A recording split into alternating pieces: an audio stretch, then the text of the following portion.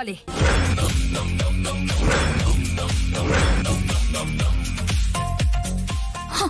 అది చేత కానప్పుడు చావాలి. అసలేం జరిగిందనే ఈ నిర్ణయానికి వచ్చావు? కొంచెం కొంచెం కొంచెం సేపు ఉండుంటే ఆ అన్నపూర్ణ చచ్చేది. చెల్లెలి చావుకి కారణమయ్యాడన్న కోపంతో ఆ కృష్ణంరాజు తన చేతులతోనే తనే కన్న కొడుకుని చంపేసేవాడు. కానీ నేను అనుకున్నది చేయలేకపోయానమ్మా.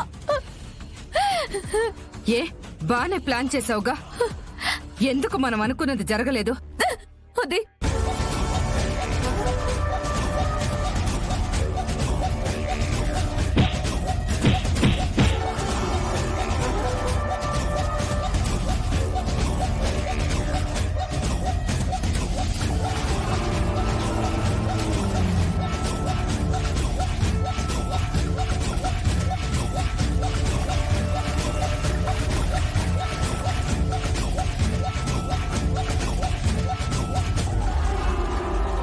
తప్పులేదే, నువ్వు చావాలనుకోవడంలో తప్పులేదు. నీలాంటి చేతక అనేది బ్రతకడం కూడా వేస్ట్.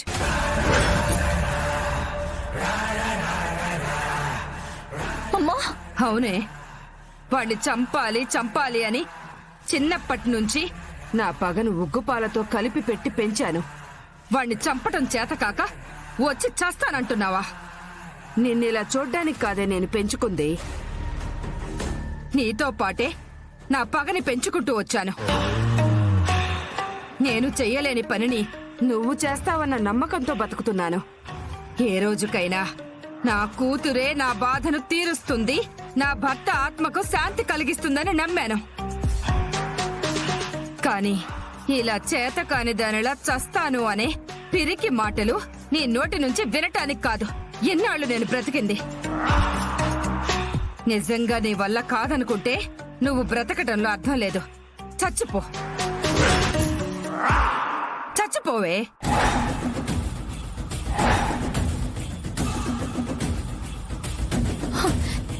చేత కక్క కాదమ్మా, అనుకున్నది జరగలేదంతే.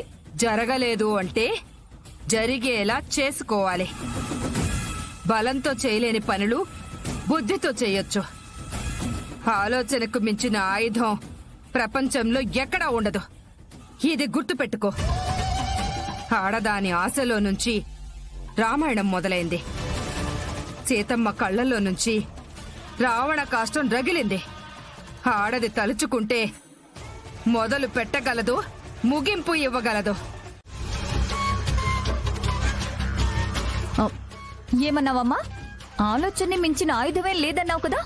మనం ఆలోచిస్తున్నాం. ఎవరి కోసం? ఇదిగో ఇతని కోసం. కానీ ఇతనేం చేస్తున్నాడు? మనమే ఏదో చేయాలని చూస్తున్నాడు. ఏం జరిగింది మేడం?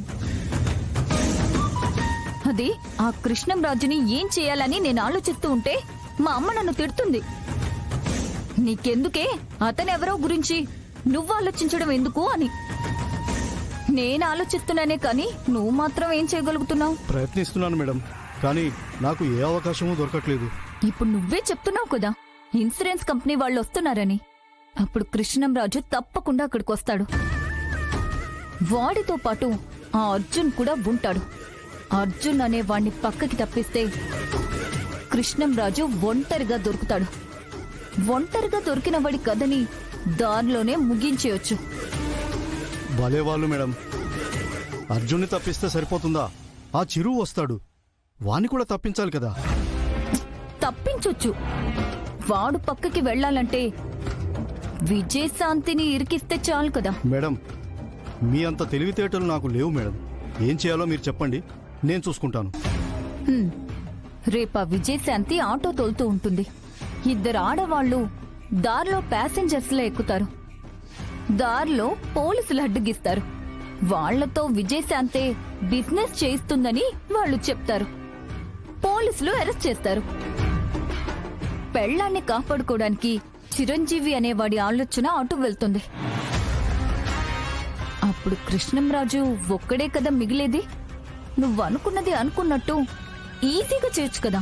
మేడం, మీరు చెప్పినట్టే చేస్తాను మేడం. నువ్వు చేయలేవులే గాని ఈసారి ఎవరెవరిని అరేంజ్ చేయాలి ఏంటి అనేది మొత్తం నేనే చూసుకుంటాను. నేనే మరిచానా నుదుటిపై రాసిన తలరాతే, నేడే తెలిసేనా బతుకులో చేసిన పొరపాటే. ఇన్నాళ్ళు పెంచిన ప్రేమే ఈ రోజున ద్వేషమై నా మీదే నిందలు వేస్తుంటే, నా గుండెల వేదనే నాకంటూ ఎవరూ లేరని దిగులే పడుతోందిలే.